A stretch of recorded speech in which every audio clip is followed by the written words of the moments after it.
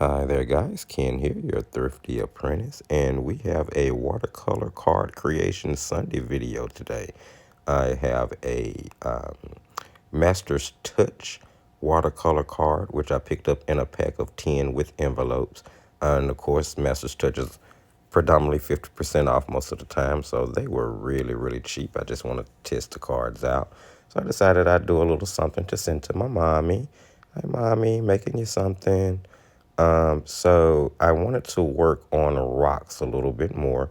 So I just taped that watercolor card down to um, a backing board with some tape. And you'll see there that I have some arrows to let me know which end the card actually opens from because I didn't want to paint it backwards. So I started off by sketching in my little landscape. It's just a few rocks, coastal lines, so to speak. And then I whipped my background.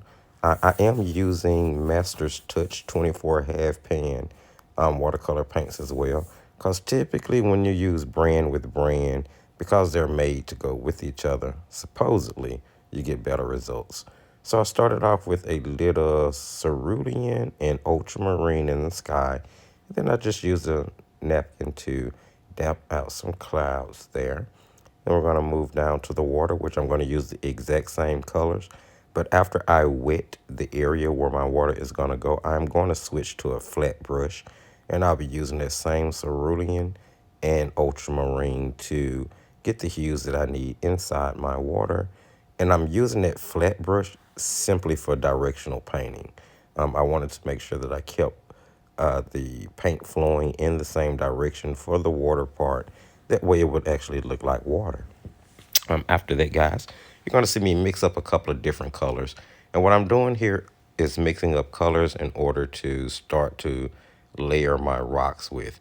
I'm going to mix up a gray. I'm going to mix up a purple because I've discovered I like that violet purple color around the base of rocks where they touch the water, just so it adds more value to the depth and makes it look like, they're wet. I'm going to mix up a mixture of, what is that? That ended up being a little burnt sienna mixed with yellow ochre. And then at the very bottom, it's going to just be carmine. Because for some reason, I seem to have fallen in love with carmine. And I want to use it in everything and on everything. So that's exactly what I'm going to do. Remember, these are your paintings. You can paint them however you want to. Beauty is in the eye of the beholder. And in the case of art, the creator is the beholder at the time of creation. So do you. Be happy, paint, and be free. Painting is supposed to be something that brings joy, not stress. So I started to wet the rock areas, and then I used all four colors and just kind of dabbed them in there. Whenever you have a budget paint, it's better when you let them mix on the paper. You're going to get fresher mixes, excuse me, versus sometime mixing them on a palette, which if they're full of fillers and chalk, they will get a bit muddy before you transfer them to your paper. So I always suggest, hey, let them mix on the paper. It's not going to hurt. It could only help.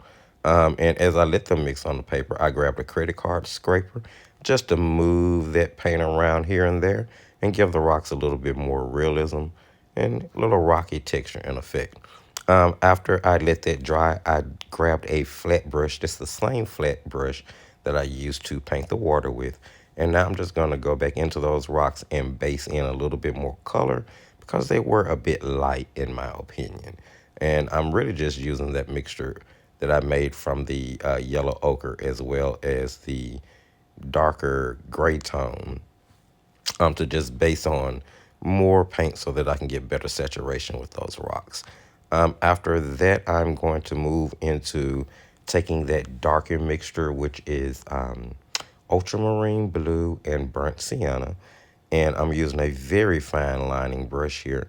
And I'm just using that color to go in and kind of draw out or etch out the different shapes that were made from the credit card scraper, moving the paint around so that the rocks will look like they were piled up. Um, Now, I'll be honest, this wasn't the best I've ever done, and it was a quick watercolor card creation, just something to kind of get juices going and and to get a day of painting started. But it did not come out too bad either. At the end of the day, I was kind of pleased, or I was pleased with it. I'm going to use that same fine lining brush to go ahead and base the shadows into the water. And they did turn out a little dark. You're going to see me lighten those up by adding more water to them. And then as it goes on, I'm going to grab some white gouache in order to add the waves and the water line in. It's going to just help to bring a little bit more realism to the picture or the composition. Throw some birds in the sky. My landscapes tend to include birds a lot lately. And this time I put in 5 instead of 3. Still sticking with my odd number just so that it'll be more pleasing to the eye. I grabbed my Master's Touch white gouache. So at this point, we're using Master's Touch paint, Master's Touch gouache, as well as Master's Touch paper. And you guys know I have this obsession with trying all of their water-soluble products in order to do a mass review. I'm almost done, but and it will be a little later on down the road, but it is a coming. I promise you. We are going to take a really in-depth look at all Master's Touch water-soluble products before it's all said and done. I'm using that white gouache to throw some highlights onto my rocks. And that's pretty much going to wrap it up, guys. If you like the video, don't forget to give it a thumbs up. Remember, that gets it in front of more viewers. Share, comment, subscribe. Follow us on Facebook and Instagram. And remember, as I tell you at the end of every single video that we do, good or bad, just keep painting.